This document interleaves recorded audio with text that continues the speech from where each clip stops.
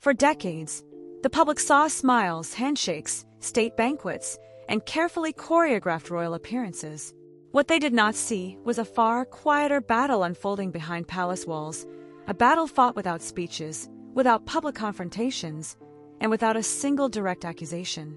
At the center of it stood two women, one who embodied the institution itself, and another who spent years trying to find her place within it. According to the narrative presented in the source material, the battlefield was not a throne room, a council chamber, or even the front pages of newspapers. It was the royal jewelry vault. The story begins long before crowns and coronations. By the time Camilla married King Charles, then Prince Charles, she had already endured decades of public scrutiny. Her relationship with Charles had become one of the most controversial chapters in modern royal history, and even after the wedding, many observers questioned whether she would ever truly be accepted by either the public or the institution she was entering. Yet what makes the story fascinating is that acceptance inside the monarchy has never been measured only through titles. A title can be announced in a ceremony. A title can be printed in official documents. But inside royal circles, symbolism often matters more than words. And few symbols carry more weight than the jewels passed from one generation to the next.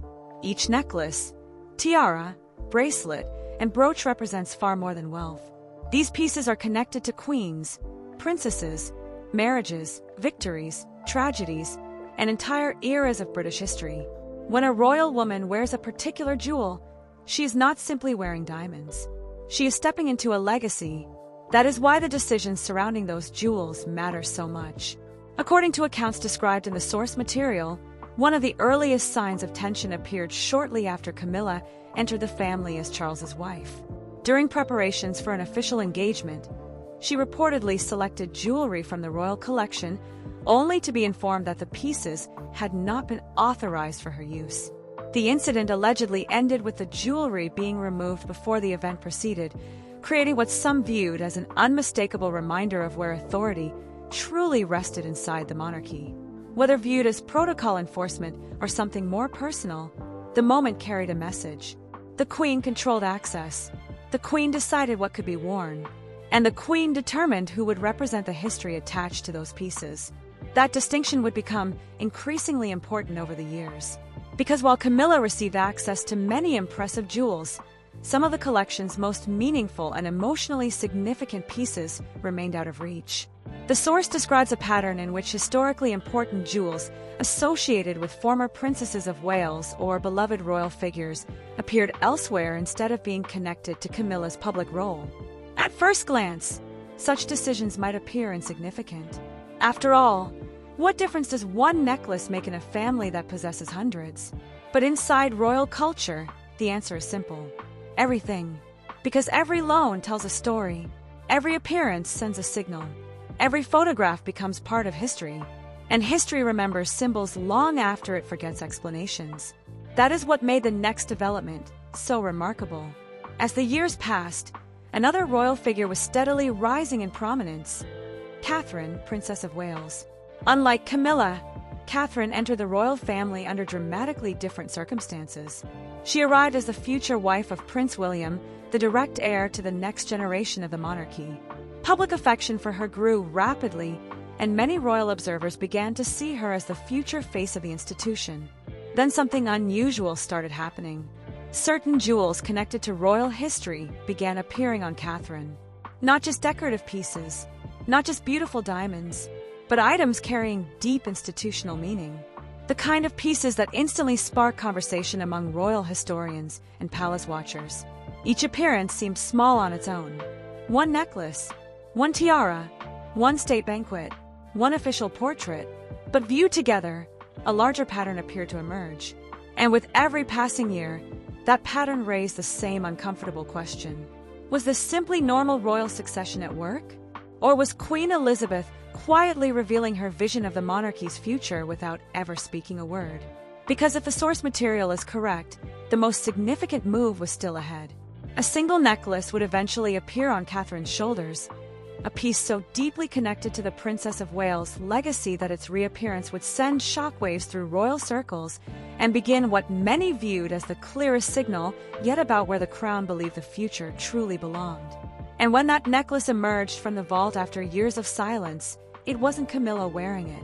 Instead, the world saw it resting on Catherine's shoulders, igniting a chain of events that would transform a quiet palace mystery into one of the most discussed royal symbolism stories of the modern era.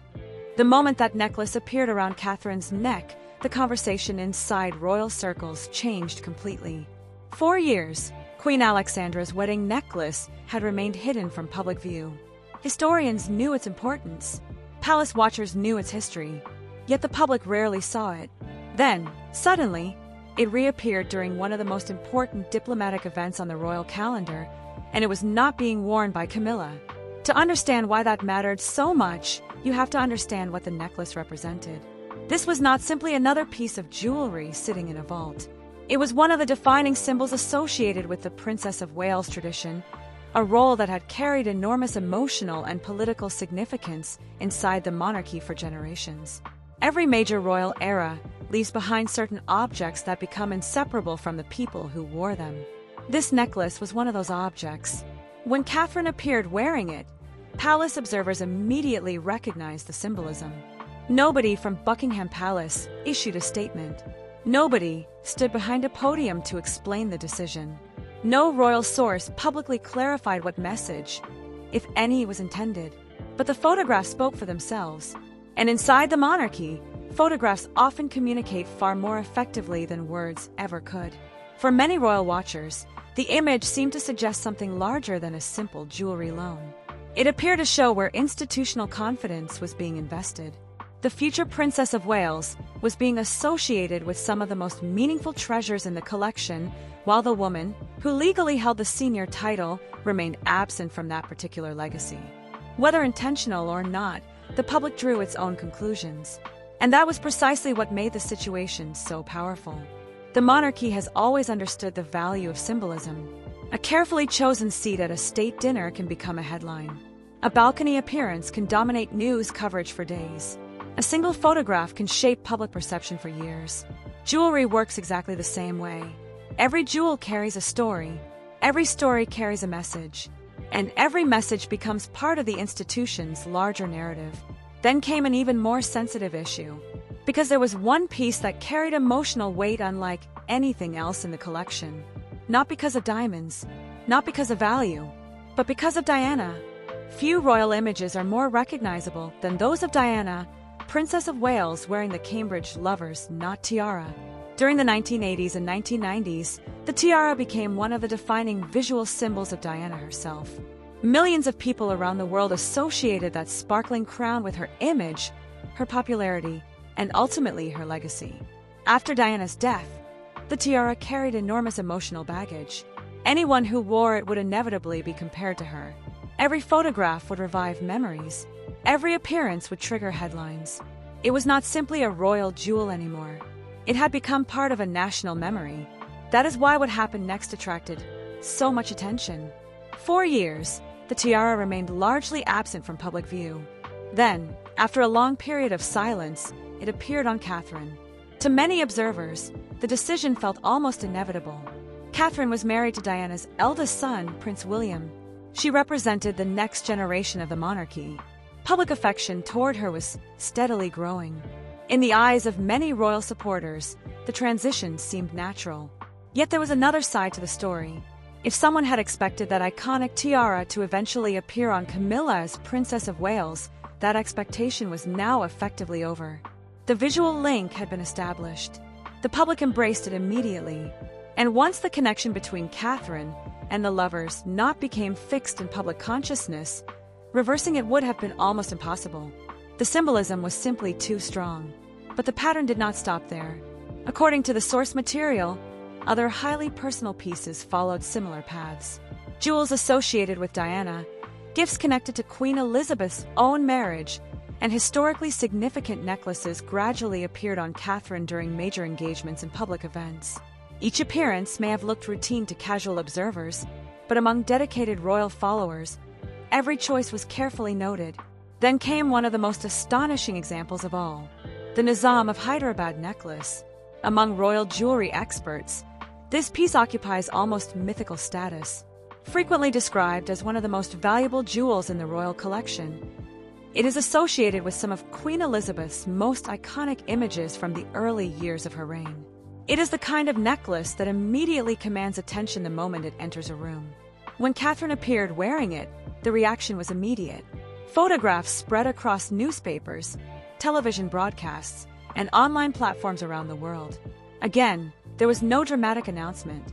Again, there was no official explanation. Yet another piece carrying extraordinary historical weight had found its way to Catherine rather than Camilla. By this point, even people who normally ignored royal jewelry had begun noticing the trend. One loan might be coincidence. 2 loans might be circumstance. 3 loans might be tradition. But year after year, appearance after appearance, the same pattern seemed to repeat itself. And the more it repeated, the harder it became to ignore. Because behind every sparkling photograph was an increasingly uncomfortable question. If these jewels represented the monarchy's emotional inheritance, then what exactly was Queen Elizabeth trying to say about the women who stood on either side of the future crown?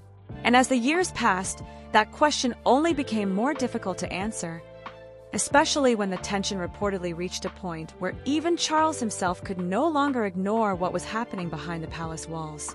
By the time the Nizam of Hyderabad necklace appeared on Catherine, the issue was no longer about individual jewels. The real story had become the pattern itself. For years, Queen Elizabeth had remained publicly silent. She never criticized Camilla in interviews. She never gave speeches questioning her place within the family. She never engaged in public disputes. Yet according to the narrative emerging from royal observers and biographers, the decisions coming from the royal vault seemed to communicate something that words never could. And that was what made the situation so frustrating for those trying to challenge it. There was nothing concrete to argue against. No official decree, no written policy, no public statement, just a series of decisions that always seemed to produce the same outcome. The monarchy has survived for centuries partly because it understands the power of ambiguity. Direct confrontations create headlines. Symbolic actions create history. And if symbolism truly was being used, it was proving remarkably effective. According to reports referenced in the source material, the accumulation of these decisions reportedly led to moments of significant frustration behind closed palace doors. After years of seeing important pieces redirected elsewhere, Camilla allegedly reached a point where she questioned whether full acceptance would ever come. The concern was not simply about jewels themselves. It was about what those jewels represented. Because by this stage, the question was no longer whether Camilla held a title. She did. The question was whether she possessed the institutional symbolism that traditionally accompanied that title. And those are not always the same thing. Throughout royal history, legitimacy has often been reinforced through visual signals. Portraits, ceremonies, crowns, robes, and jewels all serve the same purpose. They tell the public who matters, who represents continuity, and who embodies the future. When certain symbols repeatedly appear on one person instead of another, people naturally begin drawing conclusions. That reality became even more apparent as Catherine's profile continued to grow. Every year, she seemed more comfortable in her role. Every year, public support appeared stronger. Every year, she moved closer toward the position she was ultimately destined to hold as the future queen. At the same time, some of the monarchy's most emotionally significant treasures continued finding their way into her public appearances. The effect was subtle but powerful. Without saying a single word, the institution appeared to be building a visual bridge between the reign of Queen Elizabeth and the future reign that would one day follow. And at the center of that bridge stood Catherine. What made this especially significant was that many of the jewels involved were not merely state assets. They carried deeply personal connections. Some were associated with Diana. Others were connected to Queen Elizabeth's marriage to Prince Philip. Others represented defining moments from previous generations of royal women. These were not simply decorative objects. They were pieces of family history. And family history often reveals priorities more clearly than public statements ever can. Then everything changed. On September 8, 2022, Queen Elizabeth II died. The event marked the end of the longest reign in British history and the beginning of an entirely new royal era. Suddenly, the authority that had governed every decision surrounding the collection for decades was gone. The woman who had controlled access to the vault, approved loans, and ultimately determined where those symbols appeared was no longer there. Queen Elizabeth II had left behind an institution that now belonged to her successors. For Camilla, the transition represented something profound. For nearly 20 years, she had operated within a system ultimately overseen by Elizabeth. Now that system was entering a new phase. Her husband was no longer the Prince of Wales, waiting for his turn. He was now King Charles III, and Camilla was Queen Consort. The balance of power inside the monarchy had shifted overnight. For the first time, decisions that once flowed through Elizabeth's authority would be made under a different reign.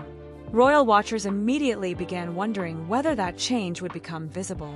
Would long-established patterns continue? Would previous restrictions disappear?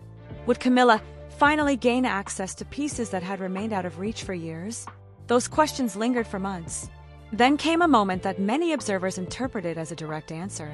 In late 2025, Camilla appeared wearing the Greville Emerald Kokoshnik tiara, one of the most striking pieces in the royal collection. Featuring a massive central emerald and commanding attention wherever it appeared, the tiara had long been associated with extraordinary visual impact. According to the source material, it was also a piece that Camilla had never previously been permitted to wear during Elizabeth's reign. The appearance immediately generated discussion, not because the tiara was new, not because it was controversial, but because of timing. After years of watching significant pieces remain unavailable, Camilla was now publicly displaying one of the collection's most dramatic jewels. To some observers, it looked like a simple fashion choice. To others, it looked like something much larger. A declaration that a new era had begun. A visual confirmation that the rules of the previous reign no longer applied. And perhaps most importantly, evidence that the quiet battle many believed had existed for decades was entering an entirely different phase. Yet if royal watchers thought the story was ending there, they were mistaken. Because the most surprising development would not come from Camilla at all. It would come from King Charles himself, and the decision he would make involving Catherine, one of Queen Elizabeth's most recognizable necklaces, would leave palace insiders questioning whether the late Queen's influence was continuing to shape the monarchy even after her death. What happened next surprised even longtime royal observers, because the signal was coming from the very top of the monarchy itself. By 2023, King Charles III had officially begun shaping the public image of his reign. Every monarch understands that the first years are crucial. The photographs released during that period become historical records. Future generations look back at those images to understand what the new era was meant to represent. That is why one particular portrait attracted so much attention. When the official images of the new reign were released, royal watchers immediately focused on the jewelry being worn. At the center stood King Charles III and Queen Camilla, exactly where protocol dictated they should be. But another figure drew significant attention: Catherine, Princess of Wales. More importantly, she was wearing one of the most recognizable necklaces associated with Queen Elizabeth herself. According to the source material, it was the George VI festoon necklace, a piece that had become almost synonymous with Elizabeth's public image after decades of use during major state occasions. For many observers, the symbolism was impossible to ignore. This was no random selection from a jewelry cabinet. This was one of the defining visual symbols of the late Queen's reign. And now it appeared on Catherine, not during Elizabeth's lifetime, not through one of Elizabeth's decisions, but through a decision made during Charles's reign. That distinction mattered enormously, because for years, some observers had argued that the pattern surrounding the jewels existed only because of Queen Elizabeth's personal preferences. The assumption was that once Charles became king, things might change. Yet here was one of the first major visual statements of the new reign, and it seemed to reinforce the same message many believed Elizabeth had been sending for years. Again, there was no official explanation. Again, there was no public commentary. Again, the image spoke for itself. And perhaps that was what made it so powerful. The monarchy rarely explains symbolism because explanation weakens symbolism. Once you define a message, people can debate it. But when a message exists only through visual signals, it becomes much harder to challenge. The photographs circulated across newspapers and television broadcasts throughout the world. Royal commentators discussed it. Historians analyzed it. Supporters of different royal figures interpreted it through their own perspectives. Yet one question continued surfacing. Why Catherine? Why this necklace? Why this moment? The answers remained elusive, but only a few years later, another decision would generate even greater controversy. If the necklace sparked conversation, the next jewel ignited outright debate. In December 2025, Catherine attended a Buckingham Palace state banquet wearing the Oriental circlet tiara, one of the most historically significant pieces in the royal collection. Set with Queen Victoria's rubies and deeply associated with the highest levels of royal female authority, the tiara occupied a unique position within the monarchy's visual hierarchy. The reaction inside royal circles was immediate. This was not merely another beautiful tiara. This was a symbol, a very specific symbol, one traditionally associated with queens and queen consorts. And that fact raised eyebrows because Queen Camilla was very much alive, very much active, and very much serving as queen consort when the loan occurred.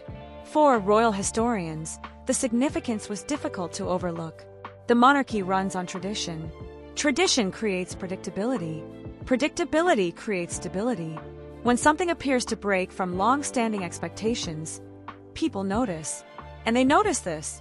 According to the source material, concerns were reportedly raised internally regarding the optics of the decision. Questions emerged about precedent, symbolism, and the message being communicated to the public. Yet despite those concerns, the loan proceeded. Catherine wore the tiara, and photographs from the event quickly spread across the world. Once again, the palace remained silent. No clarification, no justification, no official interpretation. The institution simply allowed the images to speak. And those images seemed to reinforce a narrative that had been building for nearly 2 decades. A narrative centered on continuity, a narrative centered on succession, a narrative centered on the future. For supporters of Catherine, the appearances represented confidence in the next generation. For supporters of Camilla, they often appeared more complicated, because every major jewel seemed to tell the same story. The lover's knot, the Alexandra necklace, the Nizam of Hyderabad, the Bahrain pearls, the George VI festoon, the Oriental circlet, different events, different years, different contexts, yet all roads appear to lead in the same direction. By this stage, many royal observers had begun viewing the jewelry collection almost as a visual roadmap of the monarchy's future. And if that interpretation was correct, then the final chapter of the story contained perhaps the most personal decision of all. Because while many jewels were eventually loaned to Catherine, there remained one collection that Queen Elizabeth never shared. Not with Camilla, not with Catherine, not with anyone. A collection so closely tied to her own identity that she reportedly ensured its future would remain under extraordinary restrictions even after her death. And the story of those hidden aquamarines may reveal more about Elizabeth's true feelings than every other jewel in the vault combined. The final chapter of this story may be the most revealing because it involves the one collection Queen Elizabeth never seemed willing to share with anyone. Throughout her 70-year reign, Elizabeth loaned countless jewels to members of the royal family. Some pieces moved between generations. Others appeared on princesses, duchesses, and future queens. But one collection remained uniquely hers: the Brazilian aquamarines. Unlike many royal treasures that arrived through inheritance, these jewels carried a deeply personal connection to Elizabeth herself. They were presented to her by the people of Brazil early in her reign, and over time she expanded the collection into one of the most recognizable aquamarine sets in royal history.